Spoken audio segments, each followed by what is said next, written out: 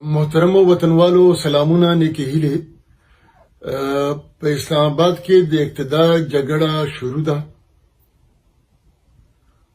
زمانه نننی ویډیو د تحریک انصاف د هغه پښتنو په حواله سره ده چې چا به زمونږ ډېر شدید مخالفت کولو، خو نن په هغه خبرو باندې د دوی سر خلاص شو. د تحریک انصاف دغه پښتانه چې د هر څه عواملو نه تحریک انصاف ته تللي وو، نو هغه ځان له اوږده خبره ده، خو په دې عواملو کې یوه وجه دا هم وه چې تحریک انصاف د یوت دپاره، د ځوانانو دپاره چې کوم منظم کوشش کړی و، داسې بلې ډلې نه و کړې.